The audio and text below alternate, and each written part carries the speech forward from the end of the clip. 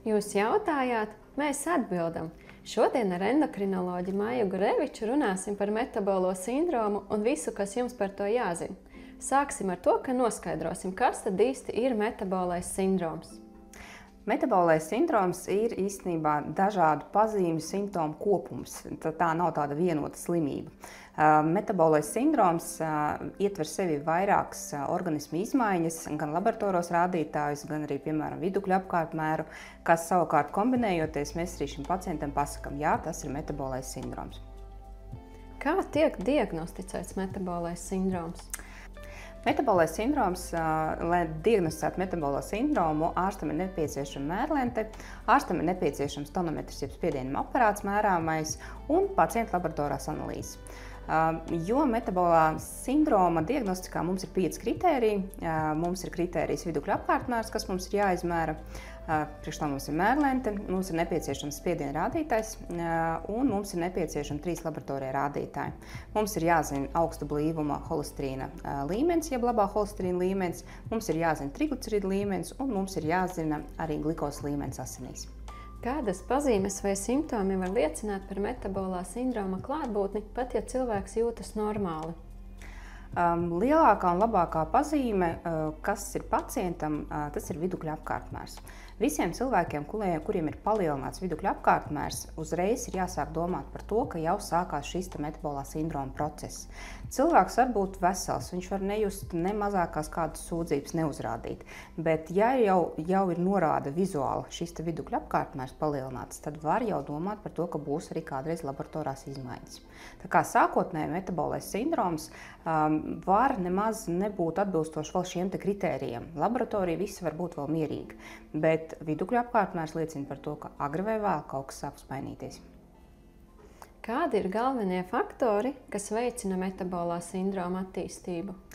Metabolais sindroma attīstībā, protams, ir daudz faktoru. Viens no tiem ir iedzimtība, jeb ģenētika. Tātad apskatāmies apkārt, kāds mums māma, tētis, vai kādam ir diabēts, vai kādam ir palielināts ķermeņa svars, jo šie var būt arī riska faktori jūsu gadījumā. Tad, protams, ir jāapskatās arī uz savu dzīvesveidu, uz saviem dzīves paradumiem, tīpaši uz uzturparadumiem, jo šie uzturparadumi, teiksim, palielināts ūgļhidrātu daudzums, tīpaši ātri uzsūcošs ūgļhidrātu daudzums, vai palielināt kalorāža, sēdošs dzīvesveids, mazkustīgums. Tas viss radīs šo viscerālu aptaukošanos un palielināt vidukļu apkārtmēru. Un atkal šīs vidukļu apkārtmērs radīs tālākās šīs laboratorās visas izmaiņas, kas mums iekļaujās metabolajā sindromā.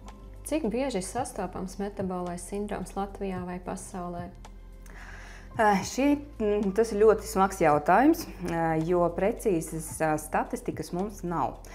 Jo metabolam sindromam nav noteikta klasifikācijas koda, un ka mēs nevaram pajautāt mūsu, teiksim, veselības ministrijai, pasakiet, cik cilvēku ar šo kodu mums ir, jo mēs visas slimības kodējam. Metabolam sindromam atsevišķu koda nav, līdz ar to mēs varam tikai apjaust, cik apmēram pacienti varētu būt šī problēma. Mēs zinām apmēram, cik mums ir pacienti ar palielinātu ķermeņa masu, kas varētu būt viens netieši rādītājs metabolam sindromam. Jo, kā es minēju, vidukļu apkārtmērs tas ir viens no šiem kritērijiem, līdz ar to mēs varam jau domāt, ka ar laiku šim cilvēkam, kam palielinās ķermeņa masa, varbūt arī metabolais sindroms. Aptaukošanās ziņā, ja mēs skatām cilvēkus gan ar virsvaru, gan jau ar aptaukošanos, tad Latvijā diezgan liels procents, ap 60% cilvēku varētu būt šai riska grupā metabolam sindromam. ASV kā datos, arī Lielbritānijas datos figurēja skaidri, ka metabolais sindroms sastopams no 20 līdz kādiem 30% cilvēku. Bet tas atkal mēs nevaram precīzi pateikt, jo tomēr tie kritēriji drusku ir mainījušies gadu laikā, un teiksim, tā statistika, kas mums bija 2012. gadā, viņi gluži neatbildīs statistikai 2025. gadā. Un vēl viens netieši rādītājs par metabolo sindromu izplatību varētu būt dati par otrā tipa cukura diabēta pacientu daudzumu, jo šo pacientu mums ir ārkārtīgi daudz, tie ir 90,000 apmēram pacientu, tātad šiem visiem cilvēkiem jau varētu arī būt metabolais sindroms, bet precīzi skaidrs nevar pateikt. Kādi ir iespējamie veselības riski, ja metabolais sindroms netiek ārstēts? Ļoti labs jautājums, jo pacientiem ir jādomā par metabolo sindromu. Tās nav tikai vieglas kaut kādas izmaiņas laboratorijas rādītājus, tur nedaudz palielināt cukuru līmenis vai nedaudz izmainīt holesterīnu. Diemžēl ar gadiem, ar laiku šī iekšējā aptaukošanās vidukļu apkārtmērs rada tādu hronisku gļēvu noritošu iekaisumu organismā, un tas rada ārkārtīgi daudz citas slimības un stāvokļus. Tātad jums ir palielināts otrā tipa cukurdiabēta risks, jums ir palielināts aterosklerozes risks, palielināts sirds asinsvadu dažādu notikumu risks, kas ir insults, infarkts, piemēram. Tā var būt podagra, tā var būt grūtniecības neiestāšanās sievietēm. Vispār kopumā varētu teikt, ka jau ir atklāti 200 un vairāk dažādi šie stāvokļi un slimības. Pat, pieņemsim, kaut kāda ādas pigmentācija, viņa arī var būt saistīta arī ar metabolo sindromu.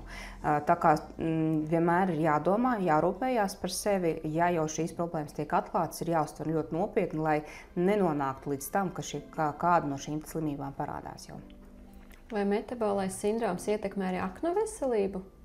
Viennozīmīgi jā, jo iekšēja aptaukošanās, par ko mēs runājam, tas nav tikai tauku daudzums, piemēram, ap zarnām. Tas ir arī tauku daudzums ap sirdi, tas ir tauku daudzums arī aknās. Līdz ar to pacientiem ar metabolo sindromu bieži vien ir arī tā saucamā ar metabolām slimībām asociētā taukainā aknu slimība. Un līdz ar to aknu rādītāji arī šiem pacientiem var būt palielināti. Par aknām noteikti ir jādomā, jo bieži vien šiem pacientiem ar laiku attīstās fibroze, kas ir tā kā pēc iekaisuma stadija. Un pēc fibrozes sliktākajā gadījumā vispār var attīstīties ciroze. Mūsdienās īstenībā aknu cirozes biežākais cēlonis ir tieši metabolais sindroms, nevis alkohola pārmērīga lietošana. Tāpēc lielajiem vidukļiem noteikti ir jādomā par savu aknu veselību. Vai ar pareizu dzīvesveidu iespējams novērst metabolā sindroma izmaiņas? Jā, noteikti to var izdarīt. Ja ir laba sadarbība, piemēram, ar uzturu speciālistu, dietologu, ja samazina šo vidukļu apkārtmēru, uzlabojās arī laboratorija rādītāji, to mēs redzam arī praktiskajā dzīvē. Pēc tam cilvēks pie, piemēram, uzturu paradumu maiņas pievieno fiziskās aktivitātes kaut kādus apjomus, kas arī ļoti labi ietekmē šos rādītājus. Jā, var uzlabot, bet tur, protams, ir jābūt gribas spēkam, motivācijai.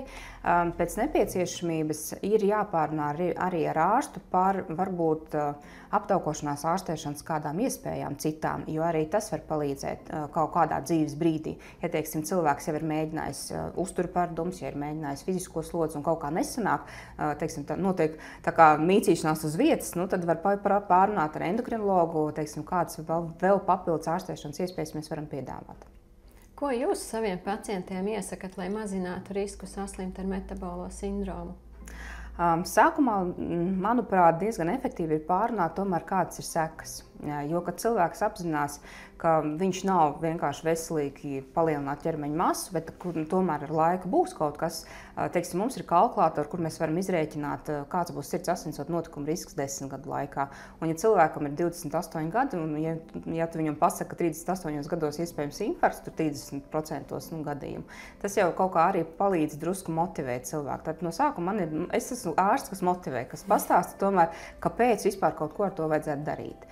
Un es parasti pacientiem rekomendēju, protams, no sākuma uzturu paradumu maiņu, jo tas ir pats būtiskākais.